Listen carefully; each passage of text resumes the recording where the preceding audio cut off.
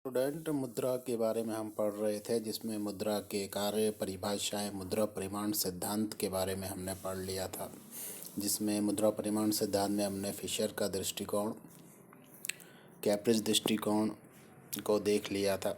अब हम देखते हैं मुद्रा सिद्धांत पर ही आधारित कीन्स का दृष्टिकोण। मुद्रा सिद्धांत का कीन्सीय दृष्टिकोण, कीन्स ने मुद्रा के बारे में क्या विचार रखे हैं, उनको हम देखते हैं। कीन्स के अनुसार मुद्रा पूर्ति बढ़ने पर ब्याज की दर घटती है, निवेश या विनियोग में वृद्धि होती है, उत्पादन, रोजगार, आय पर प्रभाव पड़ता है। उत्पादन में परिवर्तन होने से लागत के माध्यम से कीमत पर प्रभाव आता है।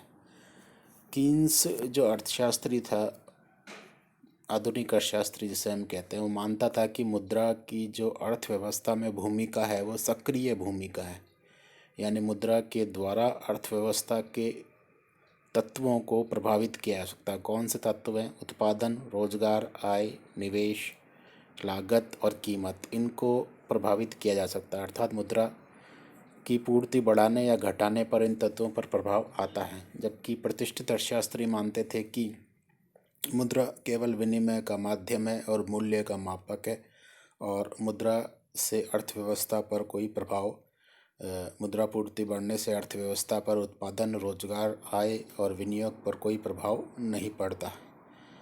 उनका ऐसा मानने का कारण ये हो सकता है कि तत्कालीन परिस्थितियों में मुद्रा का इतना व्यापक उपयोग नहीं होता था, अर्थव्यवस्था का इतना विकास नहीं हुआ था जिसमें हर प्रत्येक क्षेत्र में मुद्रा का प्रयोग हो, आर्थिक स्तर भी इतना उन्नत नहीं था। तो मुद्रा उस समय केवल विनिमय का ही कार्य करती थी, वस्तुओं को लेन देन के लिए मुद्रा का उपयोग किया जाता। तो प्रतिष्ठित अर्थशास्त्रियों ने मुद्रा को निष्क्रिय माना, जबकि आधुनिक अर्थशास्त्री कीन्स ने मुद्रा को सक्रिय माना। और वर्तमान में हम देखते हैं कि रिजर्व बैंक की मौद्रिक नीति जो होती है, मौद्रिक नीति के द्वारा रिजर्व बैंक ब्याज दरों को घटा बढ़ाकर निवेश, उत्पादन, रोजगार और आय पर प्रभाव डालती है। तो वर्तमान समय के अनुसार मुद्रा एक सक्रिय तत्व है जिससे अर्थव्यवस्था पर प्रभाव डाला जा सकता है। कीन्स बताता है कि प्रभाव कैसे पड़ता है। यदि अर्थव्यवस्था में मुद्रा पूर्ति बढ़ती है तो सबसे पहले ब्याज दर घटेगी। ब्याज दर घटने का मतलब है कि अब निवेश के लिए अधिक मुद्रा उपलब्ध हो सकेगी, जिससे निवेश या विनियोग बढ़ेगा। जिससे निवेश और विनियोग का तात्पर्य होता है नए नए उपकरणों, भवनों, योजनाओं में निवेश करना, जिससे उत्पादन बढ़ता है, रोजगार बढ़ता है और आय पर प्रभाव आता है। उत्पादन में परिवर्तन आने से, लागत पर परिवर्तन आने से कीमतों पर प्रभाव भी इसमें आता है, क्योंकि जैसे जैसे उत्पादन बढ़ेगा वैसे वैसे उसकी लागत कम होती जाएगी और कीमतों पर उसका प्रभाव आता है। कीन्स के अनुसार मुद्रा की मांग 3 कारणों से व्यक्ति करता है, जबकि मुद्रा परिमाण सिद्धांत में यह केवल लेन देन या सौदों के उद्देश्य से उत्पन्न होती है। कीन्स बताता है कि व्यक्ति 3 कारणों से मुद्रा मांगता है। पहला है लेन देन या सौदा उद्देश्य। इस उद्देश्य के लिए राष्ट्रीय आय के एक दिए हुए स्तर पर मुद्रा की यह मांग ब्याज की दर से प्राय स्वतंत्र मानी जाती है। यानी एक देश में यदि कोई राष्ट्रीय आय का कोई स्तर है तो वहाँ पर जब इस प्रकार की लेन देन की मांग की जाती है तो उस पर ब्याज दर का उसका कोई प्रभाव नहीं पड़ता। यानी यह आय से ये जो मांग होती है आय पर निर्भर करती है, ब्याज दर पर निर्भर नहीं करती। और यह जो लेन देन की मांग है यह अल्पकाल में स्थिर रहती है। अतः सौदों के प्रयोजन के लिए मुद्रा की मांग पर आय का प्रभाव पड़ता है, ब्याज दर का प्रभाव नहीं पड़ता है। ये पहली जो व्यक्ति मांग करते हैं मुद्रा की, ये आपसी विनिमय के लिए, दैनिक लेन देन के लिए मुद्रा को अपने पास में रखना चाहते हैं, और अल्पकाल में जो ये मात्रा तरलता के रूप में रखना चाहते हैं वो स्थिर रहती है और उस पर ब्याज दर का प्रभाव नहीं होता, व्यक्ति की आय का प्रभाव होता है। यदि व्यक्ति की आय बढ़ती है तो लेन देन के लिए जो मुद्रा मांगी जाती है उसकी अधिक मात्रा अपने पास तरलता के रूप में व्यक्ति रखता है। दूसरा जो उद्देश्य है मुद्रा मांगने का व्यक्तियों के द्वारा, जो कीन्स ने बताया, वो है कि सतर्कता का प्रयोजन। सतर्कता से तात्पर्य है कि भविष्य में कोई अनहोनी घटना के लिए या किसी प्रकार की आपदा से बचने के लिए इस प्रकार की मुद्रा की मांग भविष्य के प्रति सुरक्षा के दृष्टिकोण से की जाती है। मुद्रा की यह मांग भी व्यावसायिक दशाओं और आमदनी पर अधिक मात्रा पर निर्भर करती है। यह भी ब्याज की दर से स्वतंत्र मानी जाती है और अल्पकाल में स्थिर रहती है।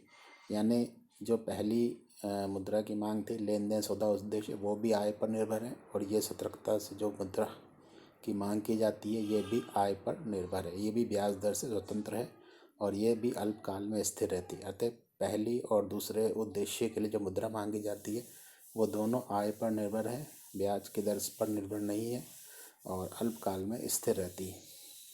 इस पर व्यवसाय की प्रकृति, साख की सुविधा, बॉन्ड को नकद रूप में बदलने की सुविधा आदि का प्रभाव पड़ता है। ये जो सतर्कता के लिए जो मुद्रा मांगी जाती है, इस पर व्यवसाय की प्रकृति कैसी है, साख सुविधा कैसी है, बॉन्ड को नकद रूप में बदलने की सुविधा कैसी है। अगर वो सुविधाएं अच्छी है तो सतर्कता प्रयोजन के लिए मुद्रा की मांग कम होती है, साख सुविधा यदि अच्छी है तो, और यदि अच्छी नहीं है तो सतर्कता प्रयोजन के लिए मुद्रा की मांग ज़्यादा की जाती है। पहले और दूसरी जो मुद्रा मांगने का जो उद्देश्य है उसको हमने M1 या कीन्स ने M1 में दर्शाया। M1 में उसने M1 बताया, M1 बराबर फंक्शन ऑफ y, M1 बराबर F ब्रैकेट y। यानी मुद्रा की जो मांग है वो आय पर निर्भर है, इसमें R नहीं लिखा है, यानी ब्याज दर पर निर्भर नहीं है। M1 में उसने दोनों मुद्रा शामिल की है, सौदा उद्देश्य से और सत्ता उद्देश्य, दोनों 1 और 2 को M1 उसने माना है। तीसरा जो उद्देश्य है व्यक्ति द्वारा मुद्रा मांगने का वो है सट्टा प्रयोजन, यानी सट्टा खेलने के लिए या ब्याज दरों के उतार चढ़ाव से लाभ कमाने के लिए व्यक्ति मुद्रा की मांग करता है। देखते हैं, यदि विनियोगकर्ता सोचता है कि भविष्य में ब्याज की बाजार दर बढ़ेगी तो वह आज अपने पास नगद राशि रख सकता है ताकि भविष्य में ब्याज के बढ़ने पर वह बॉन्ड कम कीमतों पर खरीद सके। इसके विपरीत यदि वह सोचता है कि भविष्य में ब्याज की बाजार दर कम हो जाएगी और बॉन्ड की कीमत बढ़ेगी तो वह आज बॉन्ड खरीद सकता है। यानी बॉन्ड की कीमतों या ब्याज दर के और बॉन्ड की कीमतों में जो संबंध होता है उसके आधार पर वो व्यक्ति यह निर्णय लेता है कि वो बॉन्ड में निवेश कम करे, यदि कब करे, बॉन्ड में निवेश किस समय करें। ब्याज दर यदि बढ़ेगी तो बॉन्ड कम कीमतों पर खरीद सकेगा भविष्य में, और यदि बाज़ार की ब्याज दर कम हो जाएगी और बॉन्ड की कीमत बढ़ेगी तो वह आज बॉन्ड खरीद सकता है ताकि भविष्य में इन्हें बेचकर लाभ कमा सके। इस प्रकार सट्टा प्रयोजन और ब्याज दर में गहरा संबंध है। इसको एक उदाहरण द्वारा देख सकते हैं कि बाजार की ब्याज दर और बॉन्ड कीमतों का संबंध क्या होता है। माना कि 100 रुपये का कोई बॉन्ड है जिस पर 6% आय मिलना संभावित है। अगर बाजार की ब्याज दर 5% हो तो बॉन्ड की कीमत होगी 100 × 6/5 बराबर 120 रुपये। यहाँ पर बाज़ार की ब्याज दर 5% है तो बॉन्ड की कीमत आ रही है 120 रुपये। नीचे देखते हैं, अतः ब्याज दर घटने से बॉन्ड की कीमत बढ़ेगी, यानी जब ब्याज की दर घटती है तो बॉन्ड की कीमत बढ़ती है। दूसरा देखते हैं, यदि ब्याज दर 7.5% हो तो बॉन्ड कीमत कितनी होगी, क्योंकि जब बॉन्ड 100 रुपये का है तो उस पर 6% मिलना संभावित है, लेकिन ब्याज की दर 7.5% है तो बॉन्ड की कीमत कम हो जाएगी। इसका अपन संबंध ये निकालते हैं कि जब बाज़ार में ब्याज दर बढ़ती है तो बॉन्ड की कीमत कम होगी, और जब ब्याज दर कम होती है तो बॉन्ड की कीमत ज़्यादा होगी। अब विनियोगकर्ता क्या करता है, वो सोचता है कि भविष्य में बॉन्ड का भाव गिरेगा, यानी बॉन्ड का भाव तभी गिरेगा जबकि ब्याज की दर अधिक होगी। तो वह आज अपने पास नगद राशि रखेगा, यानी आज अपने पास वो नगद राशि रखेगा ताकि भविष्य में कम कीमतों पर बॉन्ड अधिक खरीद कर अधिक ब्याज कमा सके। यानी कम कीमत पर वह ज़्यादा बॉन्ड खरीद पाएगा। जब उस बॉन्ड की कीमत 100 रुपये से घटकर 80 रुपये हो जाएगी तो वो 160 रुपये में 2 बॉन्ड खरीद सकता है, बॉन्ड की 2 इकाइयाँ खरीद सकता है। इस प्रकार जब वो कीमत कम होने के बारे में सोचता है भविष्य में, तो वह आज अपने पास नगद राशि रखता है ताकि भविष्य में कम कीमतों पर बॉन्ड अधिक खरीद कर अधिक ब्याज कमा सके। अधिक खरीद कर, बॉन्ड अधिक खरीद कर मतलब संख्या में अधिक खरीद कर अधिक ब्याज कमा सके। इसी प्रकार भविष्य में बॉन्ड के भाव बढ़ने की संभावना, यानी वो सोचता है कि बॉन्ड का भाव जो आज उपरोक्त उदाहरण में हम देखते हैं कि आज जो 80 रुपये वो बढ़कर 120 रुपये हो जाएगा, तो वह आज बॉन्ड खरीदेगा, यानी आज जो 80 रुपये का बॉन्ड है वो खरीद लेगा और अपने पास कम मात्रा में नगद राशि रखेगा। तो इस प्रकार वो ब्याज दर के लाभ उठाने के लिए सट्टा खेलता है और बॉन्ड को खरीदता है या नहीं खरीदता है उसका वो निर्णय करता है। तो यहाँ पर हम देख रहे हैं कि ये जो मुद्रा की मांग सतर्कता उद्देश्य से की जा रही है वो ब्याज दर के आधार पर की जा रही है, यानी ब्याज दर पर निर्भर है। इस प्रकार वो ब्याज दर के कारण सट्टा खेलने के लिए नगद राशि को अपने पास कम या अधिक मात्रा में रखना चाहेगा। इस प्रकार ब्याज की बाजार दर व बॉन्ड कीमतों में उल्टा संबंध पाया जाता है, यानी जो पर अपन ने संबंध देखा कि ब्याज दर यदि कम होगी तो बॉन्ड की कीमत ज़्यादा होगी और ब्याज दर यदि ज़्यादा होगी तो बॉन्ड की कीमत कम होगी। उसी के अनुसार जो निवेशकर्ता या सट्टा खेलने के इच्छुक जो व्यक्ति है वो उसी के अनुसार या तो वर्तमान में बॉन्ड खरीदेगा या भविष्य में वो बॉन्ड खरीदेगा और उससे वो लाभ कमाना चाहेगा। सततता उद्देश्य से मुद्रा की मांग को कीन्स ने M2 द्वारा बताया। M2 is equal to function of R, यानी जो सतर्कता उद्देश्य से जो मुद्रा मांगी जाती है वो ब्याज दर पर निर्भर है।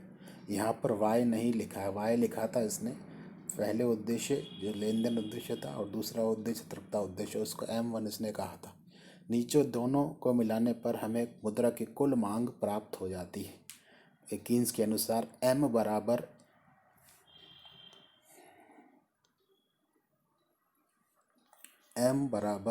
M1 is equal to function of Y plus M2 is equal to function of R, यानी जो मुद्रा की मांग है तीनों उद्देश्य के लिए, 2 उद्देश्य के लिए तो आय पर निर्भर करती है और एक उद्देश्य के लिए वो ब्याज दर पर निर्भर करती है। नीचे डायग्राम दिया गया है। कीन्स के अनुसार ब्याज की दर का निर्धारण बताया गया है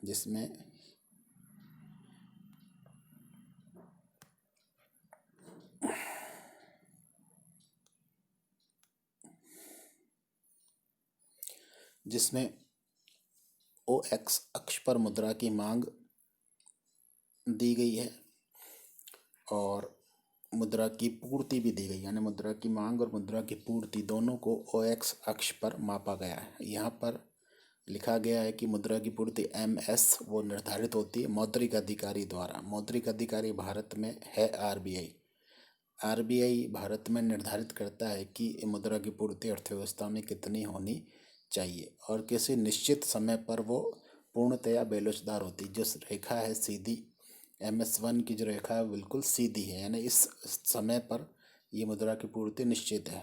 MS1 है वो मुद्रा की दूसरी पूर्ति रेखा है जो दूसरे समय पर मुद्रा की पूर्ति को दर्शाती है। LP वक्र बताया है कीन्स ने, जो मुद्रा का मांग वक्र है जिसमें लिखा है MD बराबर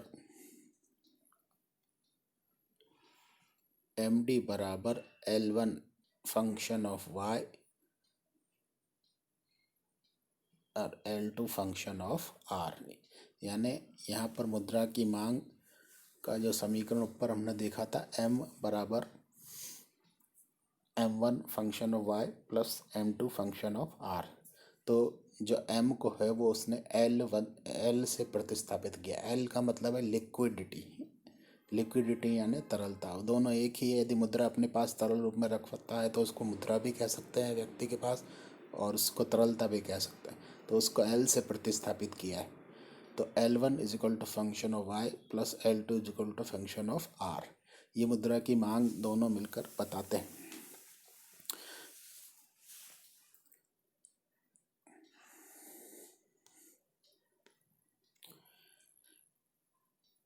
एक जो ये वक्र दिया है टीटी वक्र, ये एक समय पर L1 मुद्रा की मात्रा को बताता है। जो L1 जो मांग है वो टीटी के बराबर रहेगी और वो इस पर ब्याज दर का प्रभाव नहीं पड़ेगा। तो L1 is equal to function of Y, ये टीटी वक्र द्वारा प्रदर्शित हो रहा है। OY अक्ष पर ब्याज की दर को लिया गया R0 R1। देखते हैं इसकी व्याख्या में। OR0 ब्याज की वह न्यूनतम दर है जिस पर मुद्रा की मांग अनंत है, यानी OR0 जो ब्याज दर पर मुद्रा की मांग इस पर अनंत है। जो LP वक्र है वो सीधा यहाँ पर समानांतर हो जाता है OX अक्ष के। MS1 बिंदु के पश्चात MS1 की रेखा पर मुद्रा की पूर्ति रेखा पर ये समानांतर हो जाता है। कीन्स के अनुसार ये तरलता के जाल की दशा यानी लिक्विडिटी ट्रैप ये कहलाता है। यहाँ तरलता जाल का मतलब यह है कि ब्याज दर इतनी कम हो जाती है कि लोग मुद्रा उधार देना ही बंद करते हैं, अपने पास में मुद्रा रख लेते हैं। मौद्रिक अधिकारी इसके बाद मुद्रा की पूर्ति बढ़ाकर ब्याज दर को नहीं घटा सकता ही। इसका तात्पर्य हम देखते हैं, चित्र में देखते हैं कि पहले मौद्रिक अधिकारी की मुद्रा पूर्ति थी MS जिसमें ब्याज की दर थी R बिंदु पर। लेकिन यदि मौद्रिक अधिकारी MS1 से ज़्यादा यदि मुद्रा की पूर्ति बढ़ाए, यहाँ पर MS2 करे, लेकिन उससे ब्याज की दर को वो और ज़्यादा नहीं गिरा सकता। तो ये इतनी कम ब्याज की दर होती है जिसको तरलता जाल की स्थिति कीन्स कहता है। ऐसी स्थिति में लोग अपने पास ही मुद्रा रखना चाहते हैं, वो उसको उधार नहीं देना चाहते। मौद्रिक अधिकारी इसके बाद मुद्रा की पूर्ति को बढ़ाकर ब्याज दर को नहीं घटा सकता है। सट्टे के लिए मुद्रा का मांग वक्र नीचे गिरता है क्योंकि सट्टे के लिए मुद्रा की मांग ब्याज की दर की विपरीत दिशा में चलती है। जो ये LP वक्र है, ये सट्टे के लिए मुख्य रूप से मुद्रा की मांग को दर्शाता है।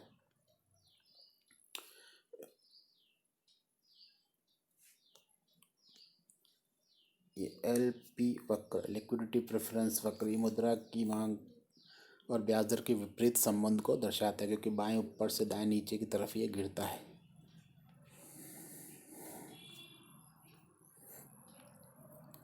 क्योंकि सट्टे के लिए मुद्रा की मांग ब्याज की दर से विपरीत दिशा में चलती है।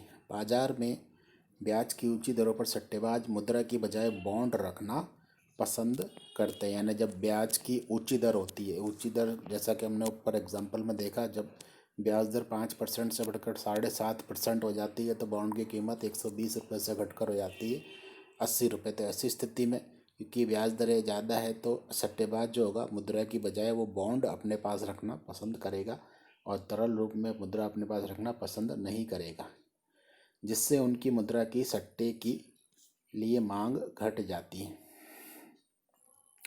ब्याज की नीची दर पर वो बॉन्ड की बजाय मुद्रा को रखना ज़्यादा पसंद करते हैं। जब ब्याज की दर नीचे जाती है तो बॉन्ड को बेचना पसंद करते हैं क्योंकि जब ब्याज की दर नीचे होगी तो बॉन्ड की कीमत बढ़ेगी और जिस व्यक्ति के पास बॉन्ड होंगे वो उसको बेचना प्रारंभ करेगा और मुद्रा अपने पास रखना पसंद करेगा, जिससे उनकी मुद्रा की सट्टे के लिए मांग बढ़ जाती है। यानी वो मुद्रा की मांग बढ़ा देते हैं, यानी वो बॉन्ड को निकालते हैं ऐसी स्थिति में। अतः ब्याज की नीची दर पर तरलता पसंदगी ज़्यादा होती है और ऊंची दर पर कम होती है। ब्याज की जो नीची दर होगी उस पर तरलता पसंदगी ज़्यादा होगी और ऊंची दर पर कम होती है। ऊपर हमने चित्र में देखा कि OR0 पर ब्याज दर पर तरलता पसंदगी बहुत ज़्यादा बढ़ जाती है तरलता जाल में कि लोग मुद्रा अपने पास रखना प्रारंभ करते हैं। और ऊंची ब्याज पर OR1 पर जो मुद्रा की मांग और मुद्रा की पूर्ति से संतुलन होता है वो R बिंदु पर होता है, जहाँ पर लोग कम मात्रा में मुद्रा अपने पास तरल रूप में रखना चाहते हैं।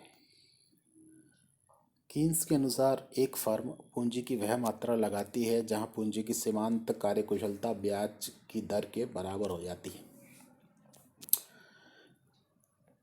कीन्स यहाँ पर कहता है कि कोई भी व्यक्ति या कोई भी फर्म जब भी निवेश करता है, जब उस निवेश या पूंजी की सीमांत कार्यकुशलता ब्याज की दर के बराबर हो जाती है, यानी MEC is equal to R. MEC का मतलब है मार्जिनल एफिशिएंसी ऑफ कैपिटल।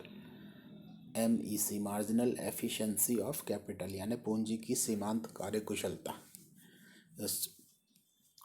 इसको हम यूँ देख सकते हैं कि यदि कोई व्यक्ति यदि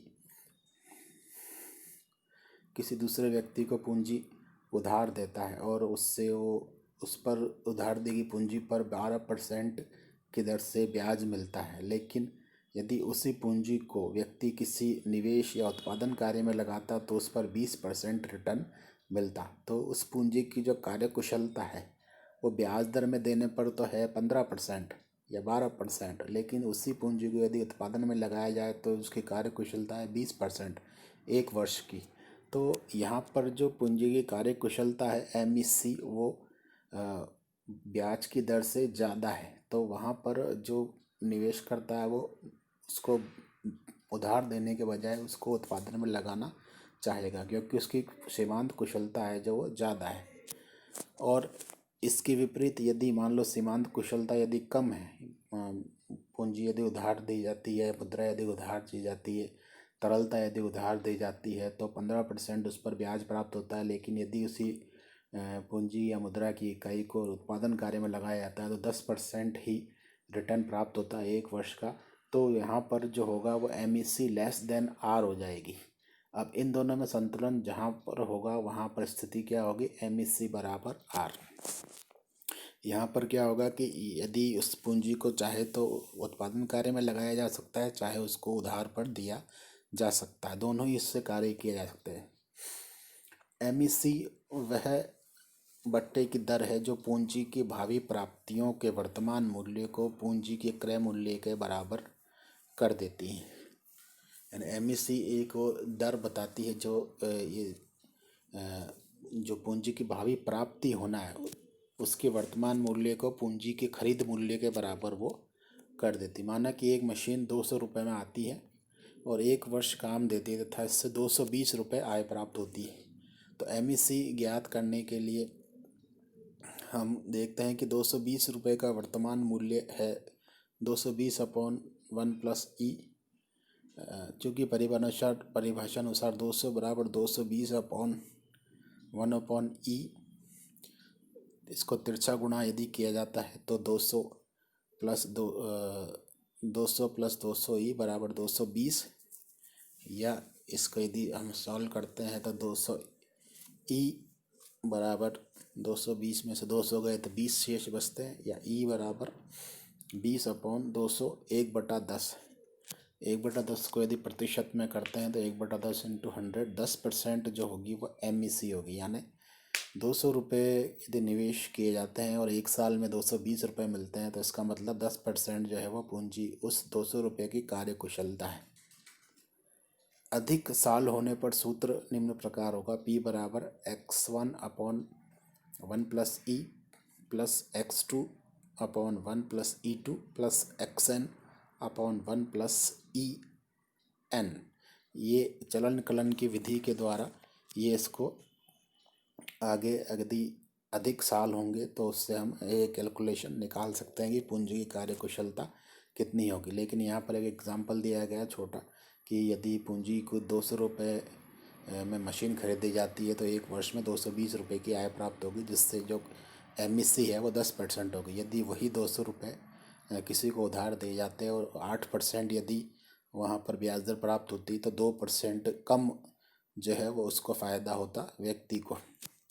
तो MEC और ब्याज दर के आपसी संबंध को भी कीन्स ने बताया है कि कोई निवेशकर्ता जब निवेश करना चाहता है तो इस आपसी संबंध को भी वो ध्यान में रखता है कि उसकी पूंजी कहाँ लगाई जाएगी जिससे उसको अधिक फ़ायदा होगा। जहाँ XN X2 और XN वर्षों तक मशीन या पूंजी से मिलने वाले प्रतिफल को बताते हैं। जो ऊपर समीकरण हमने देखा चलन कलन वाला, P बराबर पूंजी का क्रय मूल्य यानी एक मशीन कितने में आती है वो क्रय मूल्य, तथा E का मतलब है MEC। MEC के लिए हमने E का प्रयोग किया है। कीन्स के तरलता पसंदगी सिद्धांत की आलोचना। कीन्स का जो ये सिद्धांत कहलाता है, ये तरलता पसंदगी सिद्धांत नाम से कहलाता है। उसने माना है कि ब्याज को पूर्णतः मौद्रिक घटना है, यानी ब्याज की दर जो है वो पूर्णतः मौद्रिक घटना, वो पूर्ण रूप से मुद्रा पर निर्भर है।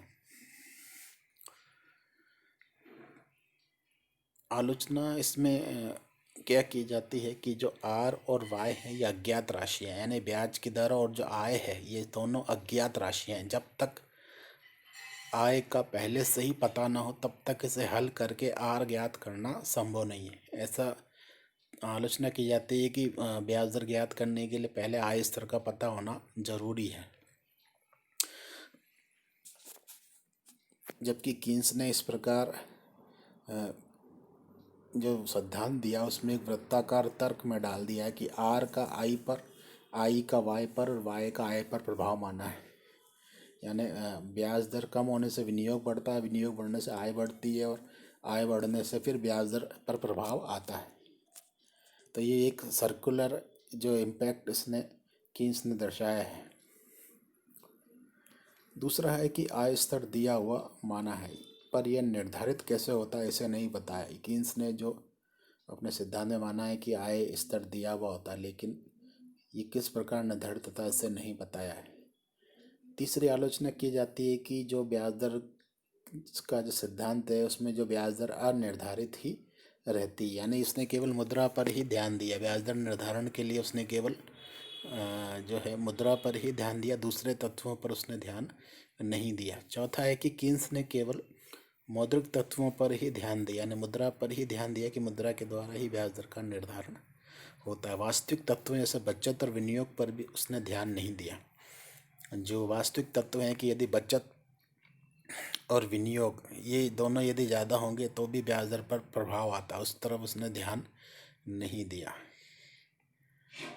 पांचवा है कि तरलता अधिमान सिद्धांत मुद्रास्फीति की दशाओं में विशेष महत्व नहीं रखता। जब मुद्रा प्रसार की स्थिति होती है, क्योंकि ऐसी स्थिति में लोग अपनी बचतों को संपत्ति और वस्तु रूप में बदलने में अधिक रुचि दिखाते हैं। यानी जब मुद्रा की मात्रा बढ़ रही है या मुद्रास्फीति की दशा है, मुद्रास्फीति का मतलब है जब कीमतों मुद्रा की मात्रा बढ़ने के कारण कीमतें बढ़ती है, ऐसी स्थिति में जो मुद्रा का जो मूल्य है वो कम हो जाता है। ऐसी स्थिति में लोग क्या करते हैं, जो बचतें होती हैं उसको संपत्ति और वस्तु रूप में बदलने में अधिक रुचि दिखाते हैं। या तो उसका सोना खरीदते हैं या कोई ज़मीन खरीदते हैं, ताकि जो बढ़ती हुई कीमतों है या मुद्रास्फीति से उसके प्रभाव को कम किया जा सके और भविष्य में उसी वस्तु को बेचकर अधिक मुद्रा प्राप्त की जा सके।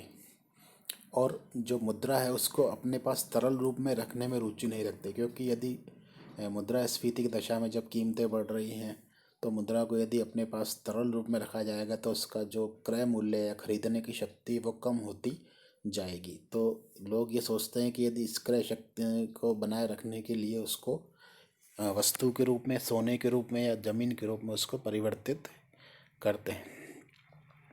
मंदी के समय तरलता पसंदगी बहुत बढ़ जाती है। मंदी के समय लोग की मांग कम हो जाती है। मांग कम होने के कारण ब्याज दरें इतनी कम हो जाती हैं कि तरलता जाल की स्थिति आने लग जाती है, जिससे लोगों की तरलता पसंदगी बढ़ जाती है। कीन्स के अनुसार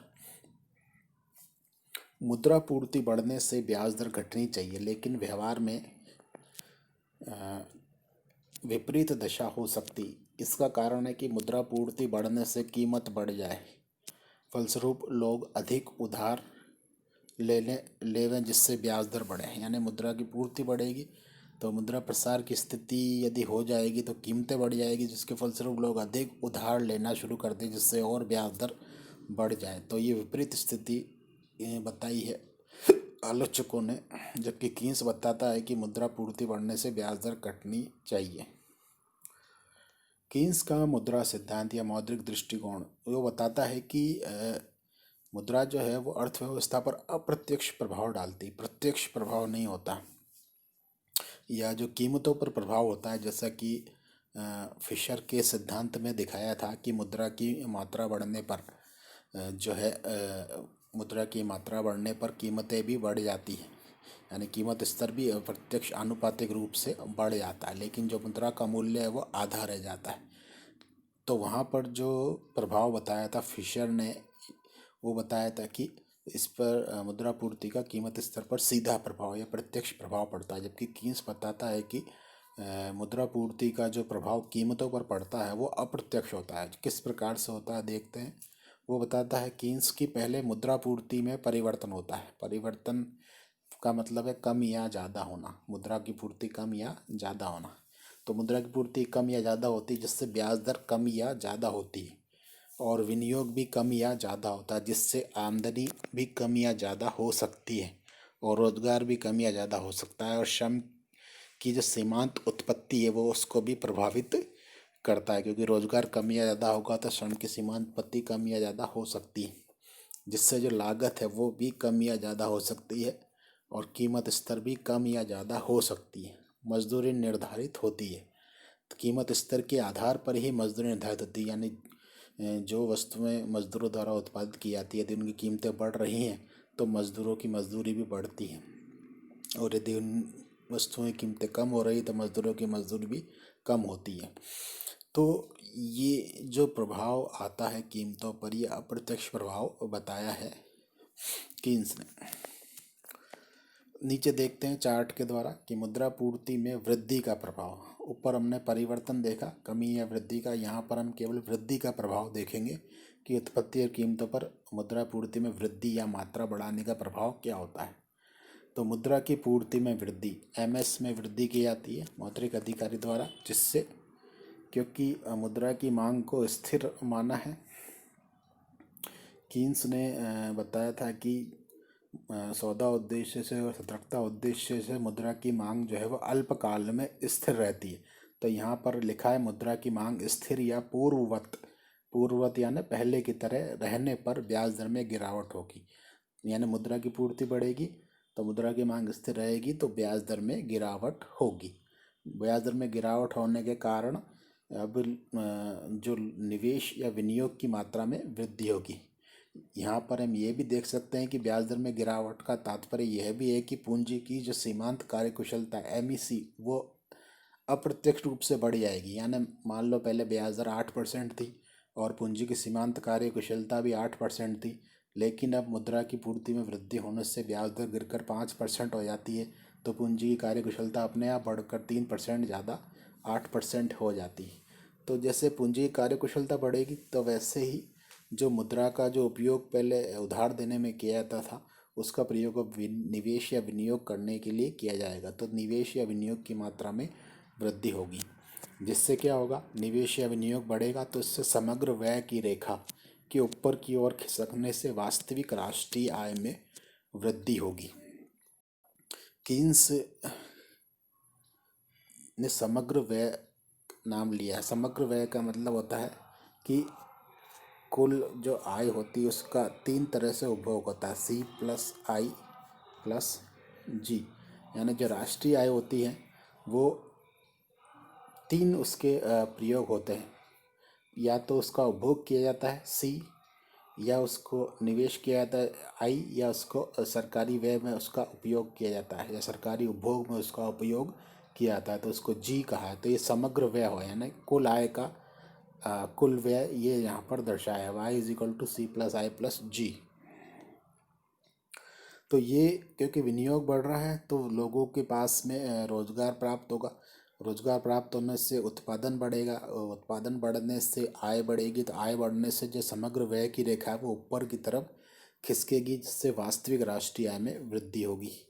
और समग्र व्यय की रेखा के ऊपर की ओर खिसकने के कारण जो समग्र मांग वक्र है वो दाईं ओर खिसकेगा, यानी पहले समग्र मांग वक्र यदि यहाँ है तो दाईं ओर खिसक कर यहाँ आ जाएगा। समग्र मांग और समग्र पूर्ति वक्रों के कटाव से कीमत स्तर का निर्धारण होगा, यानी समग्र मांग और समग्र पूर्ति वक्र जहाँ एक दूसरे को काटेंगे वहीं पर कीमतें निर्धारित होगी। इससे डायग्राम में हम देखते हैं,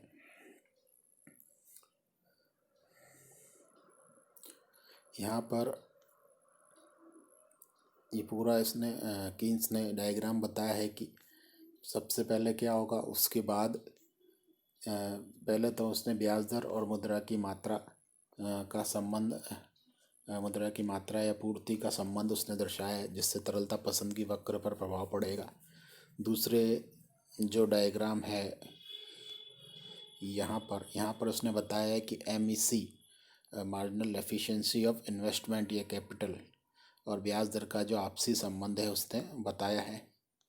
और इसके बाद इस डायग्राम में वो बताता है कि जो समग्र व्यय की रेखा है, एग्रीगेट एक्सपेंडिचर, समग्र व्यय की रेखा AE0 ये बढ़कर हो जाती है AE1।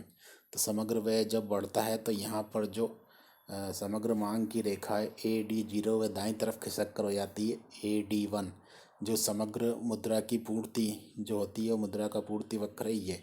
तो मुद्रा की पूर्ति वक्र और मुद्रा की मांग बढ़ने से नया संतुलन होता है E2 बिंदु पर, जिससे कीमत स्तर का निर्धारण होता है P1 और राष्ट्रीय आय का निर्धारण होता है। देखते हैं इस पूरे को। पहले चित्र में इसने यहाँ पर दर्शाया है कि वो जो हमने ऊपर देख चुके हैं तरलता पसंदगी के तहत इसने LP वक्र दिया है। और LP वक्र में इसने बताया है कि जब मुद्रा की मात्रा M0 है तो ब्याज दर R0 है, और मुद्रा का जो मांग वक्र है LP वक्र और मुद्रा का पूर्ति वक्र जो है M0 वक्र एक दूसरे को E0 बिंदु पर काटते हैं, जिससे ब्याज दर का निर्धारण होता है R0।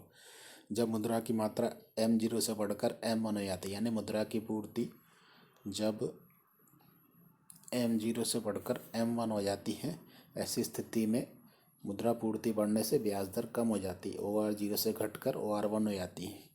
मुद्रा की मांग और पूर्ति एक दूसरे को यहाँ पर E1 बिंदु पर काटती है। तो इसी ब्याज दर को आगे इसी लेकर यहाँ पर प्रदर्शित किया गया है। और जो ब्याज दर कम हो जाती है मुद्रा की पूर्ति बढ़ने पर, वो ब्याज दर ये है। तो जब R0 ब्याज दर थी तो विनियोग की जो मात्रा थी, विनियोग की मात्रा थी वो कम थी, और जब ब्याज दर घटकर R1 हो जाती है मुद्रा की पूर्ति बढ़ने के कारण, तो विनियोग की मात्रा बढ़कर हो जाती है I2, यानी विनियोग बढ़ जाता है। तो विनियोग बढ़ने के कारण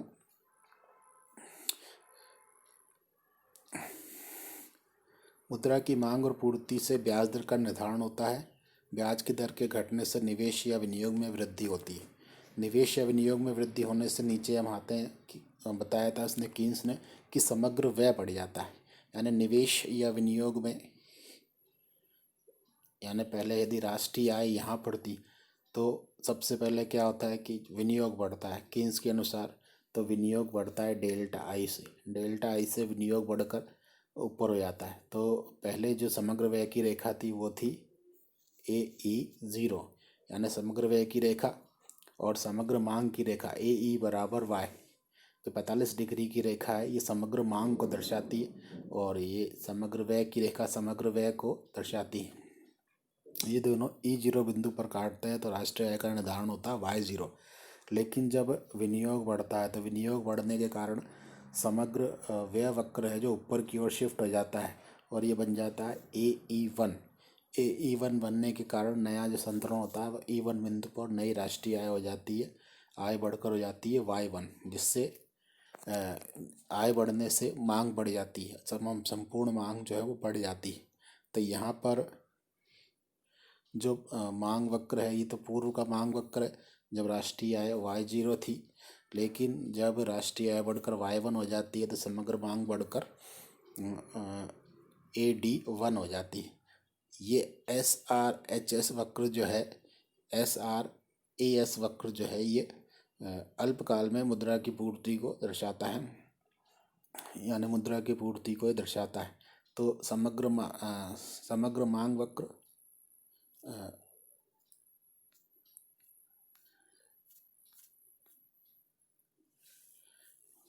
SRAS वक्र जो है वो SRAS वक्र जो है ये समग्र पूर्ति वक्र को दर्शाता है ना, सप्लाई जो वस्तु की सप्लाई होती है वो उसको दर्शाता है। तो जहाँ पर समग्र मांग और समग्र पूर्ति वक्र एक दूसरे को काटते हैं वहाँ पर राष्ट्रीय आय का निर्धारण होता है, और राष्ट्रीय आय का निर्धारण होता है। और समग्र मांग के बढ़ जाने पर E2 हो जाने पर या समग्र मांग के बढ़ जाने AD1 हो जाने पर E2 बिंदु पर राष्ट्रीय आय Y2 हो जाती है। तो ये देखते हैं कि मुद्रा की मात्रा का प्रभाव जो है वो किन किन तत्वों पर आया। कीमत स्तर पर आया। कीमत स्तर जो है वो P0 से बढ़कर P1 हो जाता है यहाँ पर। व्यय पर प्रभाव आया, ब्याज दर पर प्रभाव आया, निवेश पर प्रभाव आया। तो मुद्रा के द्वारा कीन्स ने बताया था कि उससे राष्ट्रीय आय, उत्पादन, रोजगार और आय पर प्रभाव डाला जा सकता है। ये जो कीन्स बताता है कि विनियोग से आय पर प्रभाव आता है, ये गुणक प्रभाव होता है, जिसकी व्याख्या कीन्स ने अपने गुणक सिद्धांत में की है। उसके लिए गुणक के लिए उसने जो गुणक वर्ड है उसके लिए उसने के शब्द का प्रयोग किया। के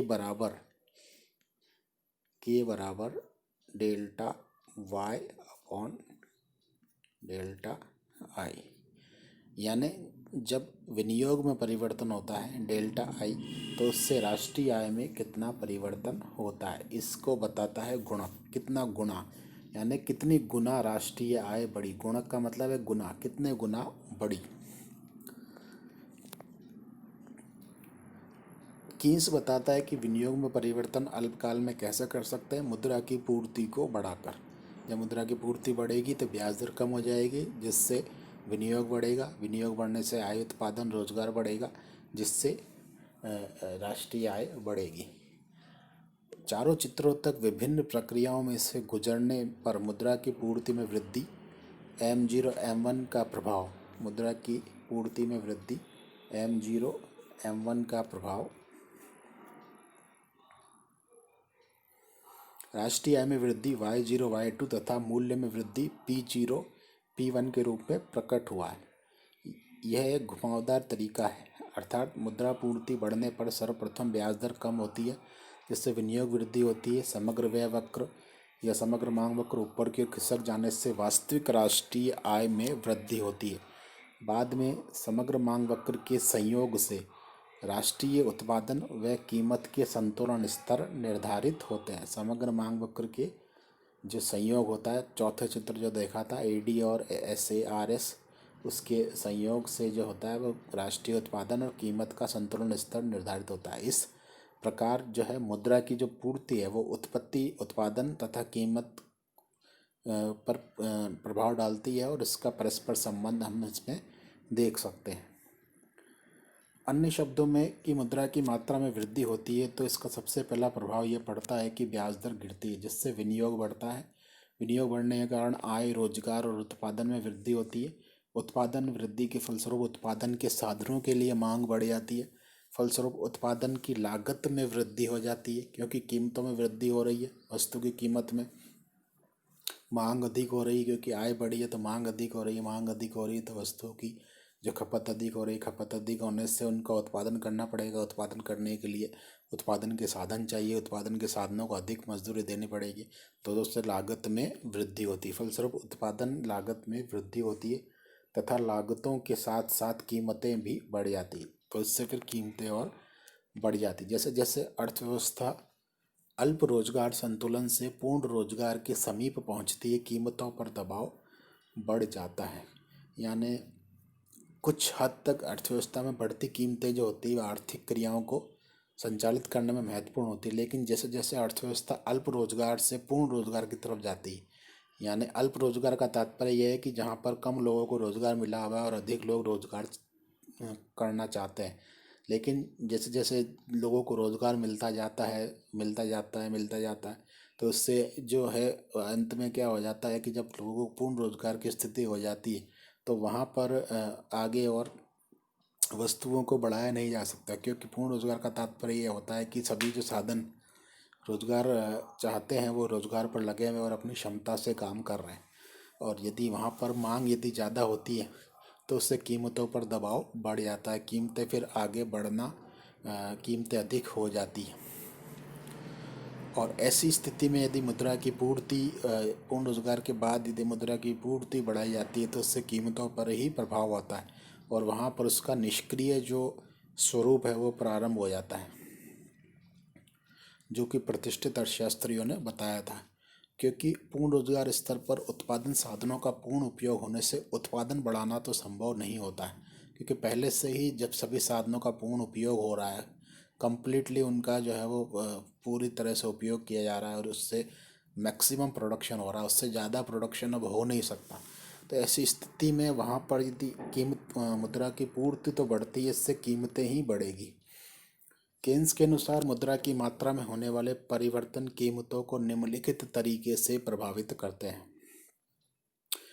पहला है कि मुद्रा की मात्रा पूर्ति में वृद्धि होने से सर्वप्रथम ब्याज दर घटती है। कीन्स कहता है कि मुद्रा पूर्ति में वृद्धि से सबसे पहला प्रभाव होगा कि ब्याज दर घटेगी, क्योंकि सट्टा उद्देश्य से प्रभावित तरलता पसंदगी की संतुष्टि के लिए लोगों को अधिक मात्रा में मुद्रा प्राप्त हो जाती है। यानी सट्टा उद्देश्य के लिए लोगों को अधिक मुद्रा मिलने लग जाती है मुद्रा की पूर्ति बढ़ने से और ब्याज दर घटने से।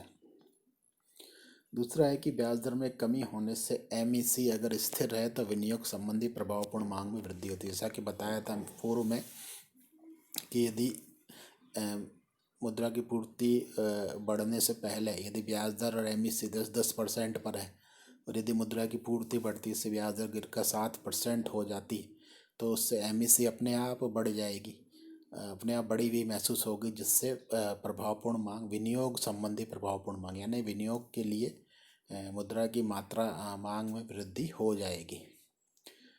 तीसरा है जिससे आय, यदि विनियोग बढ़ेगा तो उससे क्या होगा, आय, रोजगार और उत्पादन स्तर में वृद्धि होगी। अब इन तीनों में वृद्धि होगी तो उससे क्या होगा, जैसे जैसे चौथा है जैसे जैसे आय, रोजगार और उत्पादन में वृद्धि होगी कीमत बढ़ती जाती है और इसके लिए 3 कारण उत्तरदायी है। कीमत बढ़ने के 3 कारण कीन्स ने बताए हैं। पहला, श्रमिकों की मांग बढ़ने से मजदूरी दरें बढ़ जाती है और उनकी सौदा करने की शक्ति बढ़ जाती है। यानी कीमत बढ़ने के 3 कारण बताए हैं। पहले तो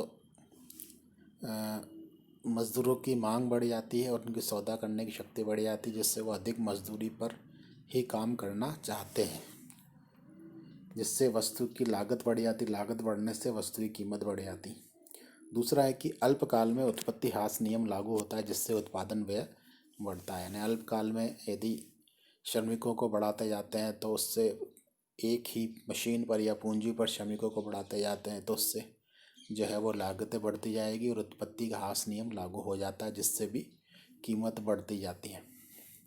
तीसरा, उत्पादन का विस्तार करने में अनेक बाधाएं उत्पन्न हो जाती, क्योंकि उत्पत्ति के सभी साधनों की मांग पूर्ण रूप से लोचदार नहीं होती और साधनों में सजातीयता या समरूपता भी नहीं होती। और अल्पकाल में उत्पादन का विस्तार नहीं किया जा सकता, उसमें अनेक बाधाएं होती हैं, क्योंकि साधनों की मांग लोचदार नहीं होती और साधनों में सजातीयता भी नहीं होती। यानी एक साधन के स्थान पर दूसरे साधन को प्रतिस्थापित नहीं किया जा सकता। साधनों में सजातीयता का मतलब है कि सभी साधन समरूप है, ऐसा संभव नहीं होता है व्यवहारिक जगत में।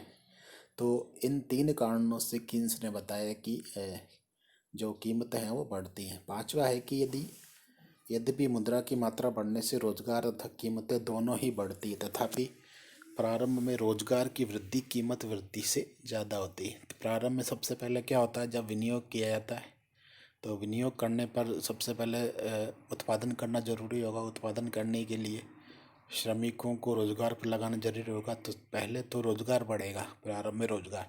फिर जब मार्केट में वस्तु आना प्रारंभ होगी और जिन श्रमिकों को रोजगार पर लगाए उनको आय प्राप्त होगी तो वह वस्तुओं की मांग करेंगे, जिससे फिर बाद में कीमत वृद्धि होती है। तो कीन्स ने यही बोला है कि प्रारंभ में रोजगार की वृद्धि होगी और कीमत वृद्धि से ज़्यादा होती है। बाद में जैसे जैसे क्या होता है कि पूर्ण रोजगार का स्तर निकट आता है।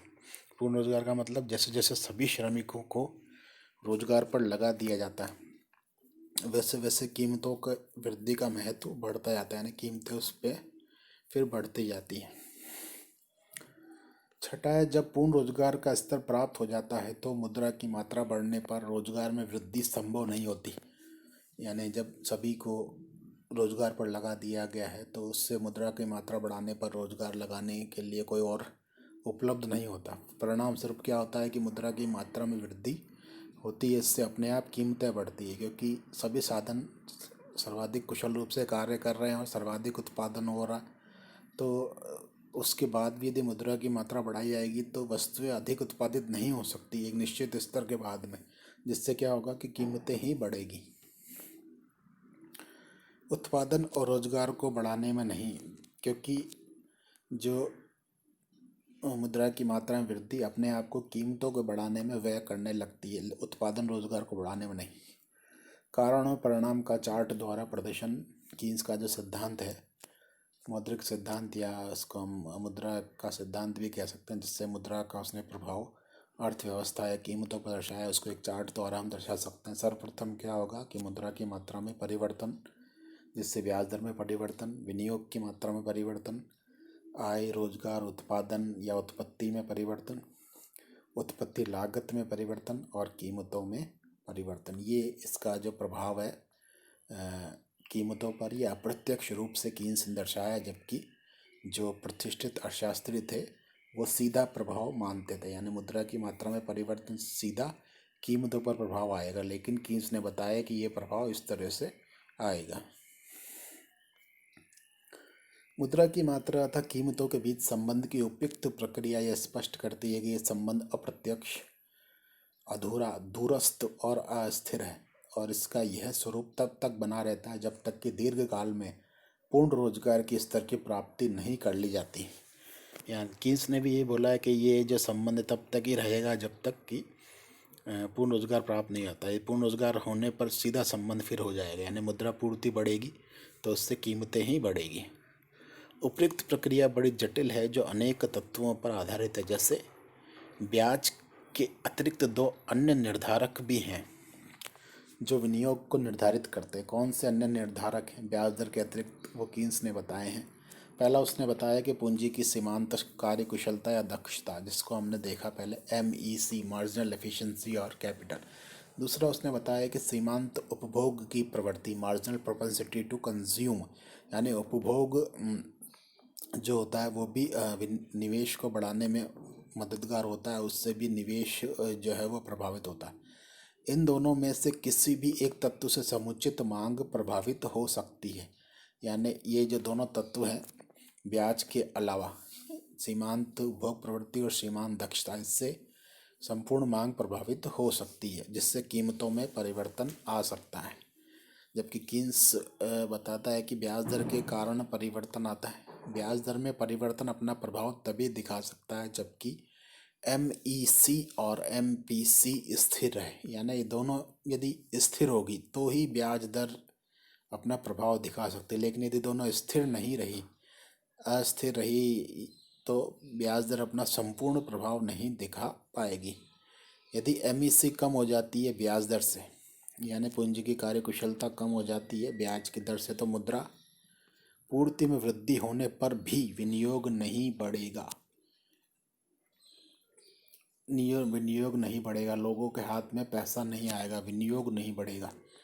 उत्पादन, रोजगार, आय बढ़ेगी, ऐसी दशा में मुद्रा की मात्रा बढ़ जाने पर कीमतें भी नहीं बढ़ेगी, और न ही विनियोग बढ़ेगा और न ही उत्पादन, रोजगार और आय बढ़ेगी। ऐसी दशा में मुद्रा की मात्रा बढ़ जाने पर भी कीमतें नहीं बढ़ेगी।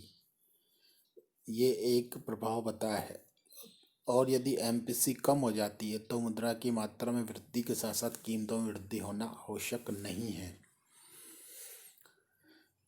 MPC यानी सीमांत उपभोग प्रवृत्ति यदि कम हो जाती है तो मुद्रा की मात्रा में वृद्धि के साथ साथ कीमतों में वृद्धि होना आवश्यक नहीं है, क्योंकि जो मुद्रा की मात्रा बढ़ने से लोगों के हाथ में जो पैसा आएगा वो MPC यानी उपभोग प्रवृत्ति कम होने के कारण लोगों की मांग उतनी नहीं रह पाएगी, जिससे कीमतों में वृद्धि होना आवश्यक नहीं है।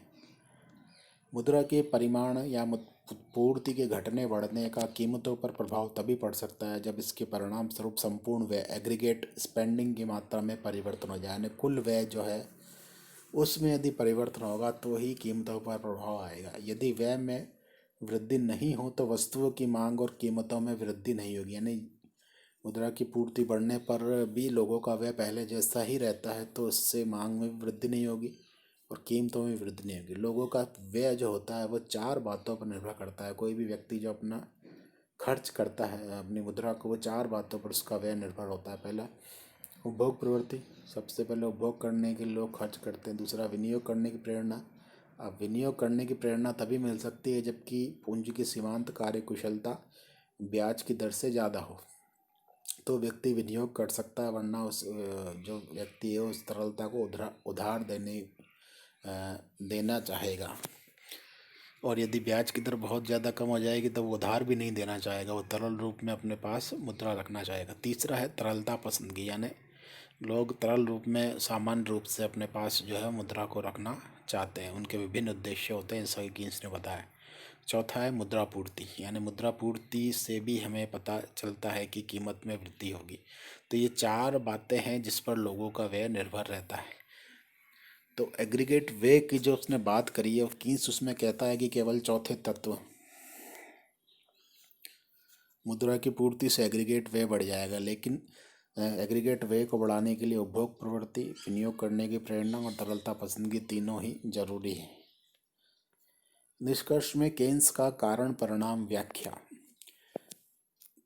सिद्धांत लागू होना इस बात पर निर्भर करता है कि मुद्रा परिमाण के घटने बढ़ने का समूची मांग या कुल व्यय टोटल स्पेंड पर कितना प्रभाव पड़ता है, तथा कुल व्यय में परिवर्तन का उत्पादन पर क्या प्रभाव पड़ता है।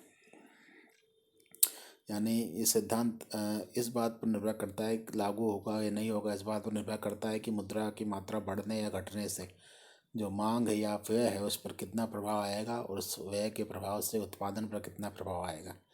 इस प्रकार केन्स का मुद्रा और कीमत सिद्धांत मुद्रा परिमाण सिद्धांत की छूटी हुई कड़ी को जोड़ता है, यानी जो मुद्रा परिमाण सिद्धांत की कोई कड़ी छूटी हुई है उसको जोड़ता है।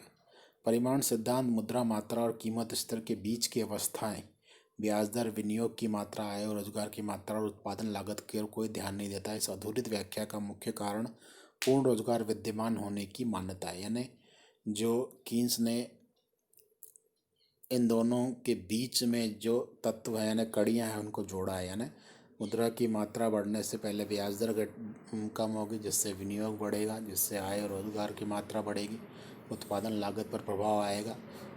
तो ये जो कड़ियाँ हैं ये इसने जोड़ दी हैं मुद्रा की मात्रा और कीमत स्तर के बीच में। जबकि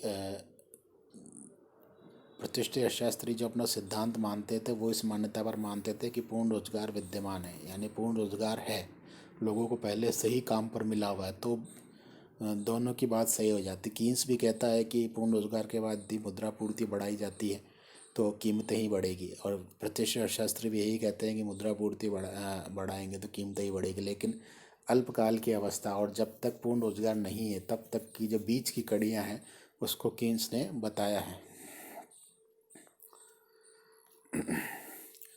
केन्स के ही शब्दों में जब तक बेरोजगारी है तब तक रोजगार उसी अनुपात में परिवर्तित होगा जिसमें मुद्रा की मात्रा परिवर्तित होती है।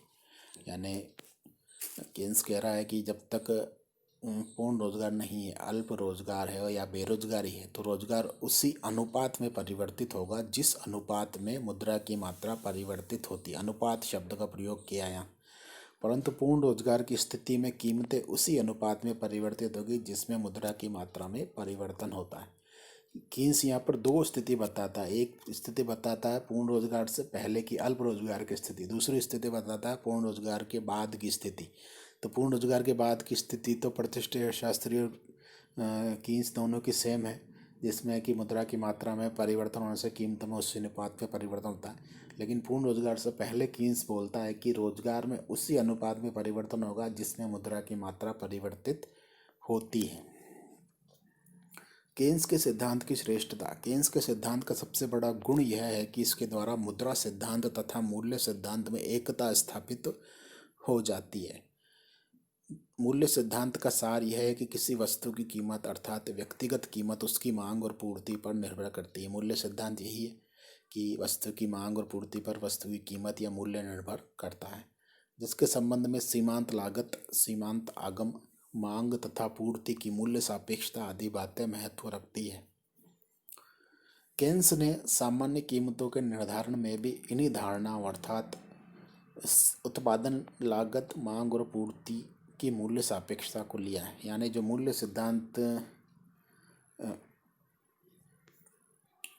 सिद्धांत के अंतर्गत जो चीज़ें हैं, वस्तु की उत्पादन लागत, मांग और पूर्ति, उसी को केन्स ने सामान्य कीमत के निर्धारण में ही लागू किया है।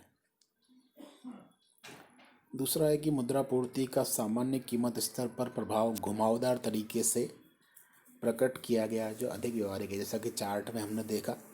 तीसरा है कि साधनों के अल्प उपयोग तथा पूर्ण उपयोग दोनों पर ही इसने विचार किया, जैसा कि ऊपर हमने देखा कि पूर्ण रोजगार से पहले मुद्रापूर्ति में उसी रोजगार में उसी अनुपात में वृद्धि होती जिस अनुपात में मुद्रापूर्ति में वृद्धि होती, कीन्स ने कहा है।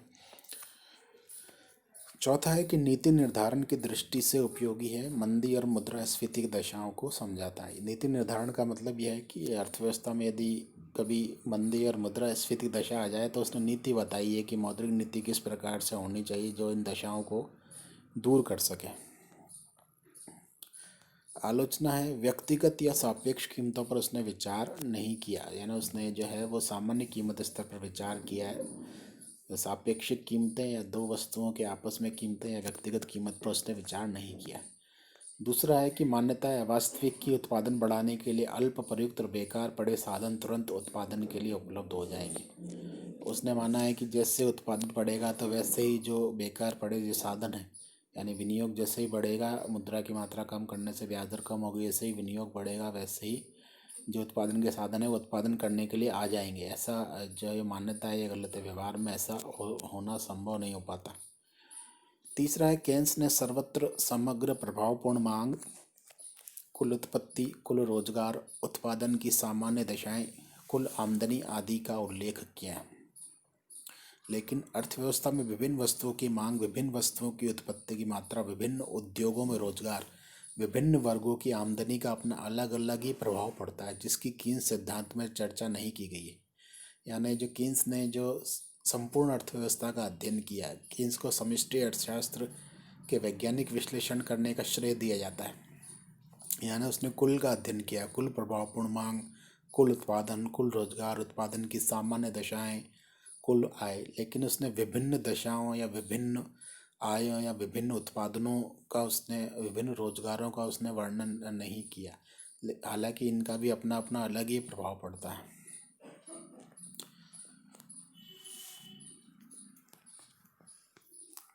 चौथा है कि तकनीकी परिवर्तन तथा राजनीतिक परिस्थितियां आदि इन तत्वों के बदलने पर निवेश वातावरण प्रभावित हो सकता है।